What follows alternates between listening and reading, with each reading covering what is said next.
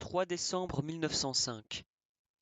La société moderne est fondée tout entière sur l'exploitation des grandes masses de la classe ouvrière par une infime minorité de la population appartenant aux classes des propriétaires fonciers et des capitalistes.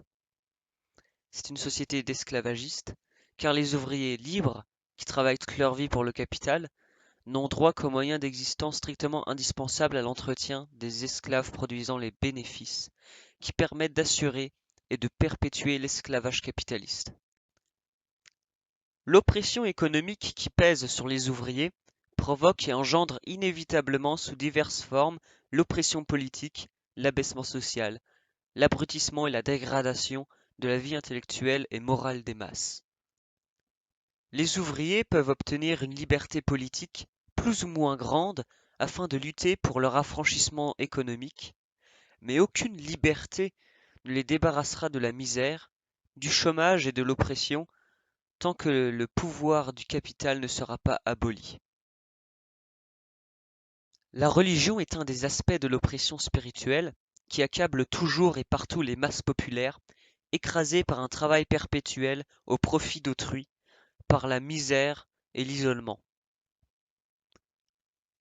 La foi en une vie meilleure dans l'au-delà naît tout aussi inévitablement de l'impuissance des masses exploitées dans leur lutte contre les exploiteurs que la croyance au Dieu, au diable, au miracle naît de l'impuissance du sauvage dans sa lutte contre la nature. À ceux qui peinent toute leur vie dans la misère, la religion enseigne la patience et la résignation ici-bas, en les berçant de l'espoir d'une récompense céleste. Quant à ceux qui vivent du travail d'autrui, la religion leur enseigne la bienfaisance ici-bas, leur offrant ainsi une facile justification de leur existence d'exploiteurs et leur vendant à bon compte des billets donnant accès à la félicité divine. La religion est l'opium du peuple. La religion est une espèce d'alcool spirituel dans lequel les esclaves du capital noient leur image humaine et leur revendication d'une existence tant soit peu digne de l'homme. Mais l'esclave, qui a pris conscience de sa condition et s'est levé pour la lutte qui doit l'affranchir, cesse déjà à moitié d'être un esclave. L'ouvrier conscient d'aujourd'hui, formé par la grande industrie, éduqué par la ville, écarte avec mépris les préjugés religieux, laisse le ciel aux curés et aux tartuffes bourgeois et s'attache à la conquête d'une meilleure existence sur cette terre. Le prolétariat moderne se range du côté du socialisme qui fait appel à la science pour combattre les fumées de la religion et, organisant l'ouvrier dans une lutte véritable pour une meilleure condition terrestre, le libère de la croyance en l'au-delà. La religion doit être déclarée affaire privée. C'est ainsi qu'on définit ordinairement l'attitude des socialistes à l'égard de la religion. Mais il importe de déterminer exactement la signification de ces mots afin d'éviter tout malentendu. Nous exigeons que la religion soit une affaire privée vis-à-vis de l'État, mais nous ne pouvons en aucune façon considérer la religion comme une affaire privée en ce qui concerne notre propre parti. L'État ne doit pas se mêler de religion, les sociétés religieuses ne doivent pas être liées au pouvoir d'État. Chacun doit être parfaitement libre de professer n'importe quelle religion ou de n'en connaître aucune, c'est-à-dire d'être athée, comme le sont généralement les socialistes. Aucune différence de droits civiques motivée par des croyances religieuses ne doit être tolérée. Toute mention de la confession des citoyens dans les papiers officiels doit être incontestablement supprimée. L'État ne doit accorder aucune subvention ni à l'Église, ni aux associations confessionnelles ou religieuses qui doivent devenir des associations de citoyens coreligionnaires, entièrement libres et indépendantes à l'égard du pouvoir.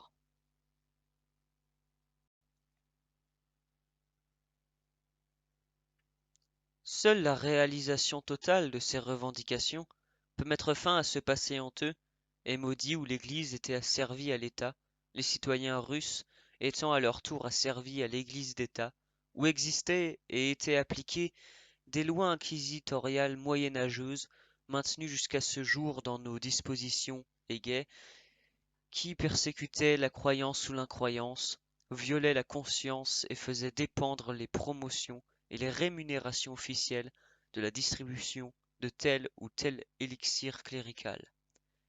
La séparation complète de l'Église et de l'État, telle est la revendication du prolétariat socialiste à l'égard de l'État et de l'Église moderne.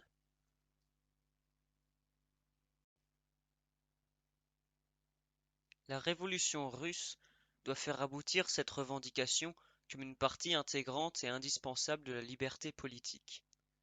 Sous ce rapport, la révolution russe est placée dans des conditions particulièrement favorables. Le détestable régime bureaucratique de l'autocratie féodale et policière ayant provoqué le mécontentement, l'effervescence et l'indignation dans le clergé même.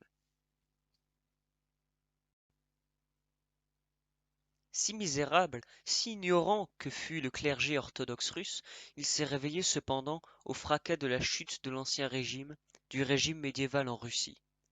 Le clergé lui-même soutient aujourd'hui la revendication de liberté, s'élève contre le bureaucratisme officiel et l'arbitraire administratif, le mouchardage policier imposé aux ministres de Dieu.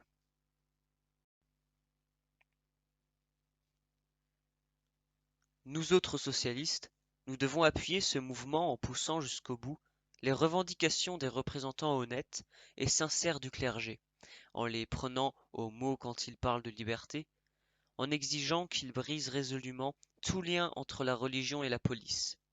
Ou bien vous êtes sincères, et vous devez dès lors réclamer la séparation complète de l'Église et de l'État, de l'école et de l'Église, et demander que la religion soit déclarée affaire privée, et cela de façon absolue et catégorique.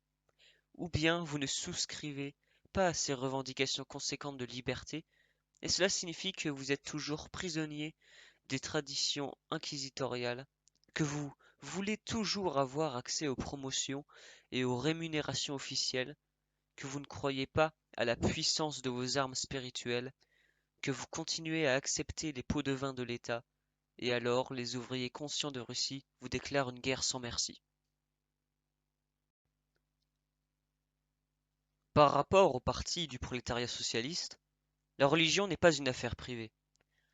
Notre parti est une association de militants conscients d'avant-garde combattant pour l'émancipation de la classe ouvrière. Cette association ne peut pas et ne doit pas rester indifférente à l'inconscience, à l'ignorance ou à l'obscurantisme revêtant la forme de croyances religieuses. Nous réclamons la séparation complète de l'Église et de l'État afin de combattre le brouillard de la religion avec des armes purement et exclusivement idéologiques, notre presse, notre propagande. Mais notre association, le Parti ouvrier social-démocrate de Russie, lors de sa fondation, s'est donné pour but, entre autres, de combattre tout abêtissement religieux des ouvriers. Pour nous, la lutte des idées n'est pas une affaire privée, elle intéresse tout le parti, tout le prolétariat. Mais puisqu'il en est ainsi, pourquoi ne nous déclarons-nous pas athées dans notre programme? Pourquoi n'interdisons-nous pas aux chrétiens et aux croyants l'entrée de notre parti? La réponse à cette question fera ressortir la différence très importante des points de vue de la démocratie bourgeoise et de la social-démocratie sur la religion.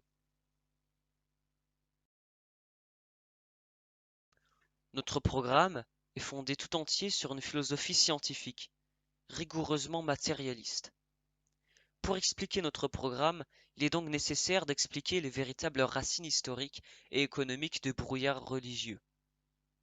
Notre propagande comprend nécessairement celle de l'athéisme. Et la publication à cette fin d'une littérature scientifique que le régime autocratique et féodal a proscrite et poursuivie sévèrement jusqu'à ce jour doit devenir maintenant une des branches de l'activité de notre parti. nous aurons probablement à suivre le conseil qu'Engels donna un jour aux socialistes allemands, traduire et répandre parmi les masses la littérature française du XVIIIe siècle, athée et démystifiante.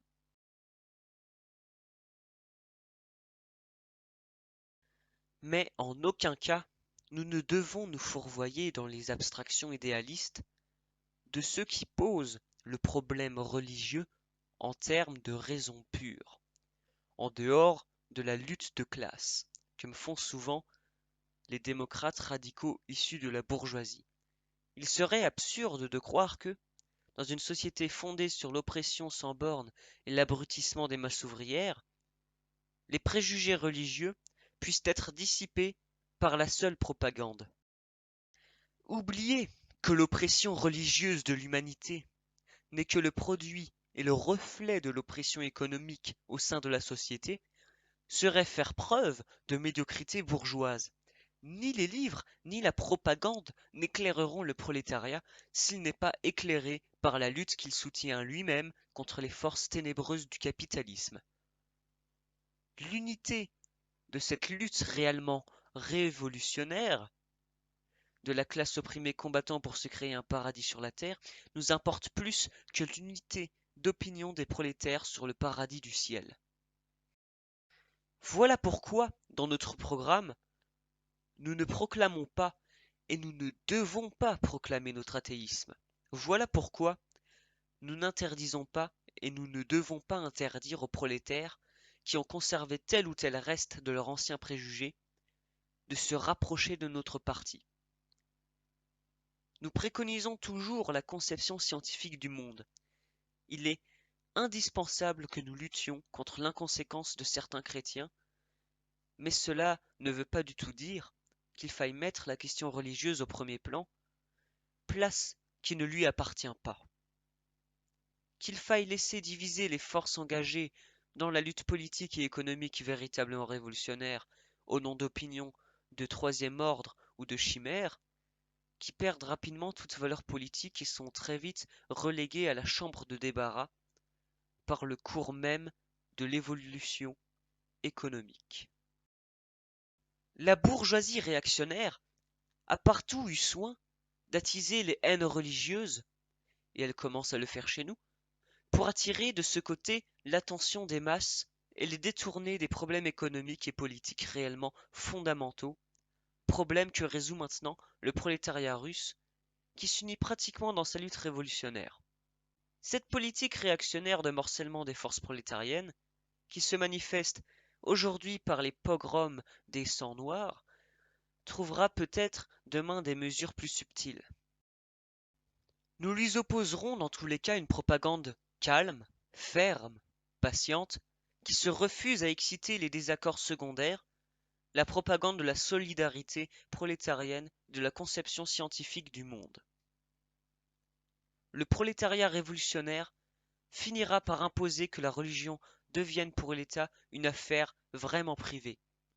Et, dans ce régime politique débarrassé de la moisissure médiévale, le prolétariat engagera une lutte large et ouverte pour la suppression de l'esclavage économique, cause véritable de l'abêtissement religieux de l'humanité.